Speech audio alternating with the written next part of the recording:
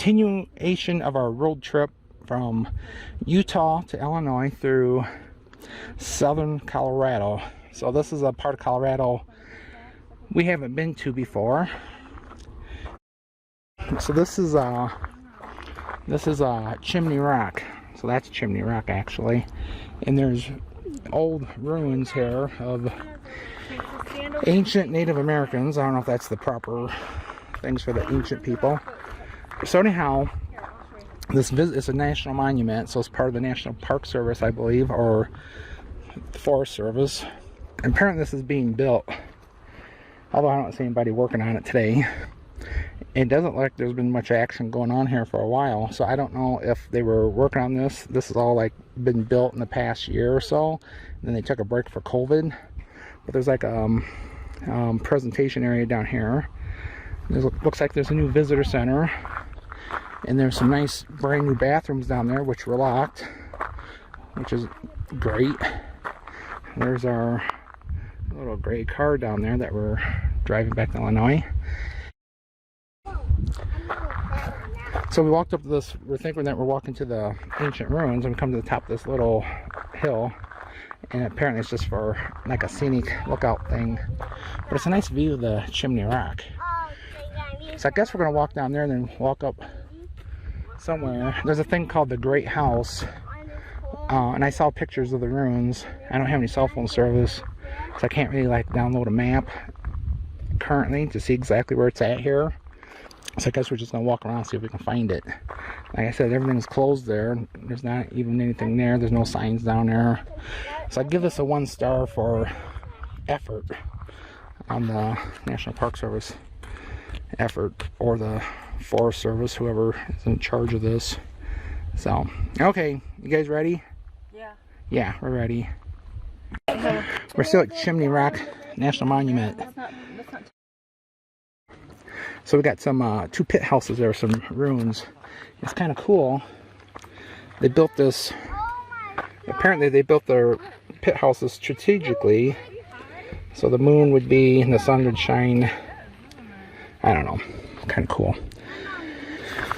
I think we're in the National Forest, but so this is like a locally ran, currently National Monument, but 10 years ago it became a National Monument, but it's locally managed. It's kind of weird. But next year, I think it's officially going to become part of the, they're having like a grand opening. It'd be one of the national park units, not a national park where people think it's like one of the 60 or 62, however many there are now, but like one of the 400 or close to 500 units. So the guy down below, he didn't quite understand that. There's the highway way down there. I can't see because it's too bright. So you can see it's smoky here. All the smoke is from, we're in south central Colorado, just maybe only 30 miles north of New Mexico, and it's smoky here. So I'm not exactly sure where this trail's going. You can walk all the way, I guess, to the top of this. Some pretty views.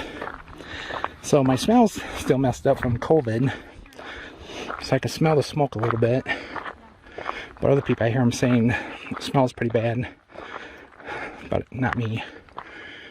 So it's like Adrian's thirsty. Alright, let's go to the top. So we made it to the top, 7,620 feet. There's the thing, and you got like a 360 degree view from up here. So the cool thing, when they built these, like we're way up here, so we walked up a lot to get to this part. You can see the road is way down there. The elevation makes you get short of breath. So the thing is, over here is what's they call the Great House. They had to carry all these rocks up here. So over the course of time, here's part of the house, and then there's several rooms of the Great House, they call it. Adrian and Jody taking a break. She needs water. So anyhow, you gotta like wonder how much work it was to carry all these rocks up back in the day. I carried a bottle of water myself up here with the help of my walking stick. I was still exhausted. So you gotta figure like their main purpose was to stay alive by finding food and water. Although it looks like there's a lake down there.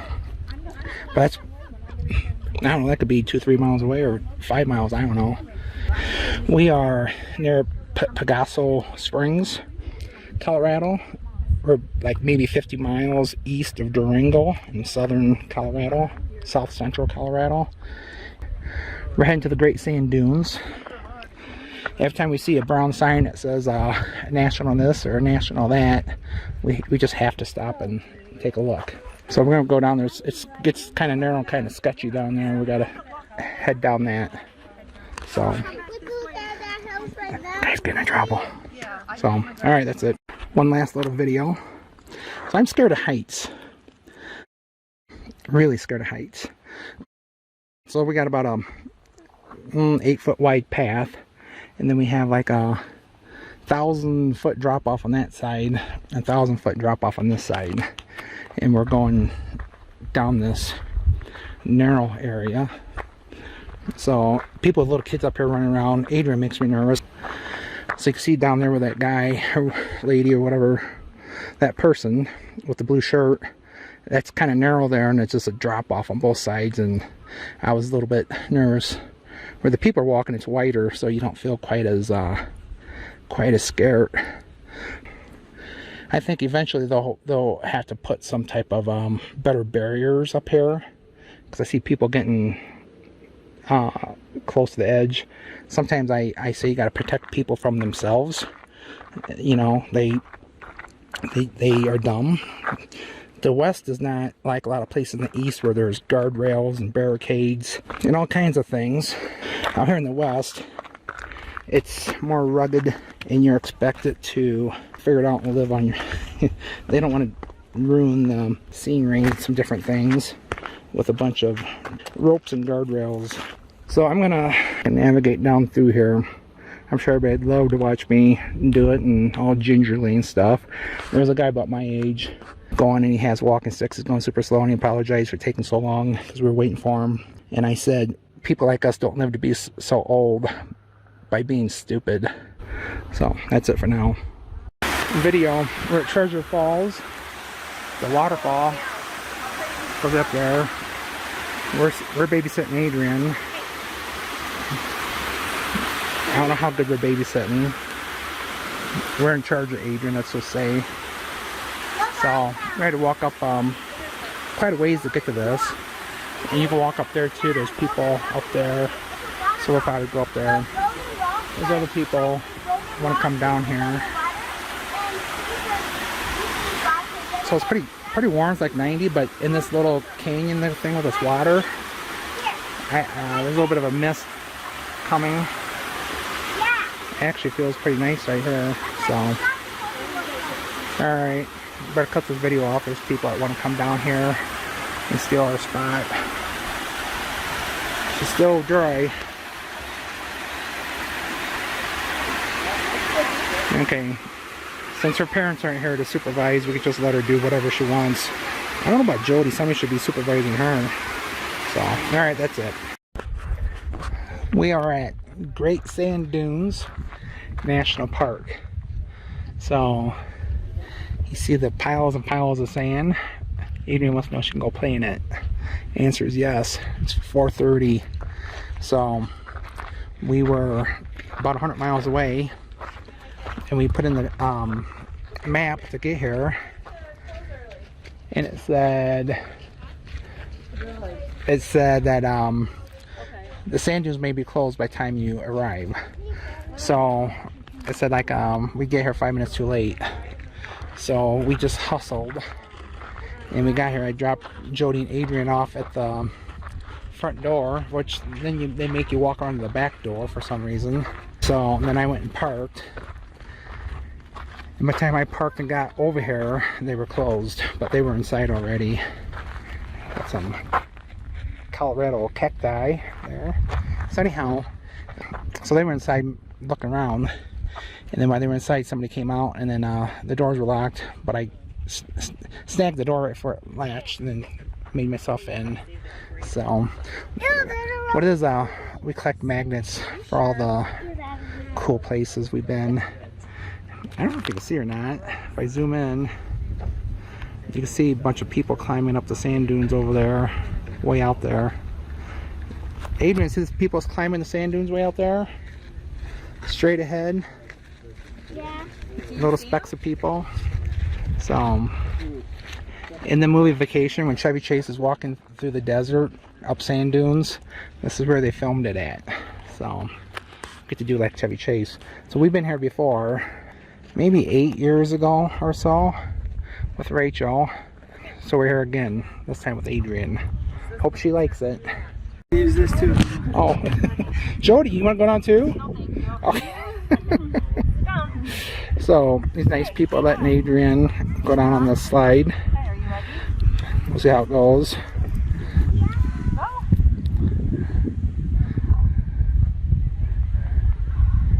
This is a little not as steep as over here. Walk is good. Come back up and we'll do it in the other spot. Yeah, we'll pause this. We're gonna go down a steeper part. Okay, we're gonna try this again. Hopefully the wind isn't messing up my Sit on your butt. Hang on. Get your legs out front, huh? Ready? Hey, you ready? Yeah, I'll bend it. There you go. That's a little better. Oh. Try to get out of your way. Oh, it got warm my way. It's gonna be a little windy. Okay.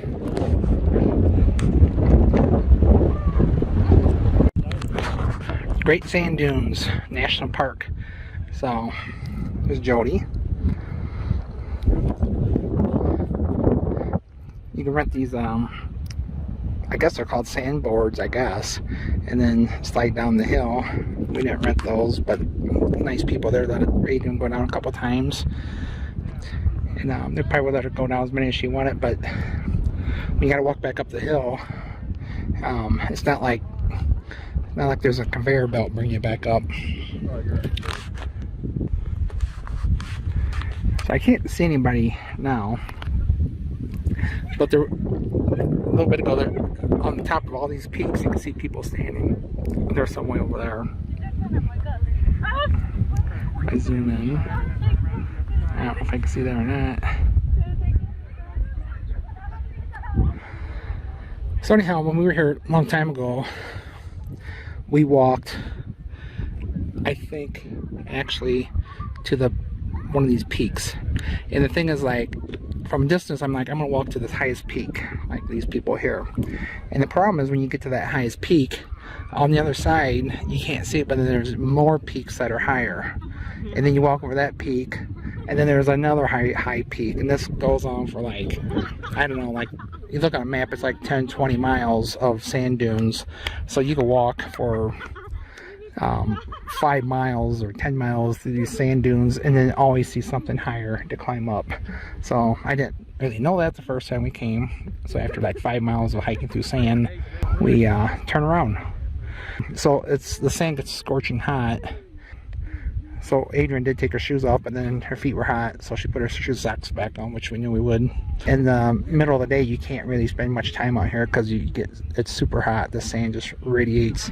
It gets like 130 degrees, like out here near the surface of the sand. Yeah. So this is in kind of south central Colorado, not too far north of New Mexico. And then a little bit to the east. So we're making our way east. Tomorrow we're going to go to the Royal Gorge, which is north of here, about 100 miles. Highway driving 100 miles, it's probably only like 50 miles north. So what happens is the sand, probably some ancient sea here. So this is all flat here for miles and miles. And all the sand, it's all open. So the wind whips up sand and blows it this direction. And then it gets to here and it hits these mountains, and then it can't get past these mountains. So then what happens, the wind the wind just blows it back and forth, so it doesn't really move a whole lot. I think I read somewhere like maybe it moves like a few 100 feet, like it shifts back and forth depending on the season and the wind and everything, but it basically stays in one spot. You see all these footprints down in here and stuff, and all the footprints going up. Like tomorrow, all those footprints will be gone because of the wind blowing new sand and shifting it. So pretty cool. So over where the trees are at is where we're parked. So you got to walk probably at least a half a mile to 3/4 of a mile just to get where we're at. And then if you want to go farther and up, you got to walk another maybe half mile or mile.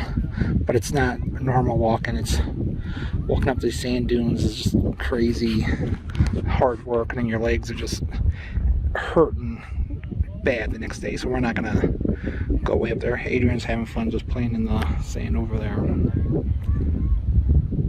Alright, that's it.